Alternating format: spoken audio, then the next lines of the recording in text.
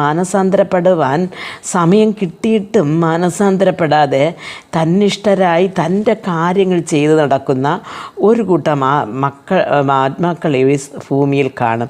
അവർ അന്ന് സഭ എടുത്തുകൊള്ളപ്പെടുമ്പോൾ വീണ്ടും അവർക്ക് വചനം കേൾക്കണമെന്നും മാനസാന്തരപ്പെടണമെന്നും തങ്ങളുടെ ജീവിതങ്ങളെ ഒരുക്കി കർത്താവിനോട് കൂടെ ചെല്ലണമെന്നും ആഗ്രഹിച്ച് അവർ ദൈവവചനം കിട്ടിയെങ്കിൽ കൊള്ളാമായിരുന്നു എന്ന് അലഞ്ഞു നടക്കുമെന്ന് പറയുന്നു. പക്ഷേ അവർക്ക് കിട്ടുകയില്ല എന്ന് പറയുന്നു. കാരണം എന്ന് വെച്ചാൽ ദൈവകൃപയും പരിശുദ്ധാത്മാവും ഇവിടെ ഇല്ല. പ്രിയ ദൈവമക്കളെ, എന്ന് പറഞ്ഞാൽ ദൈവത്തിൻ്റെ മണവാട്ടിയായ സഭയെ ഒരുക്കുവാൻ ഇന്ന് ഭൂമിയിൽ പരിശുദ്ധാത്മാവ് ഉണ്ട്.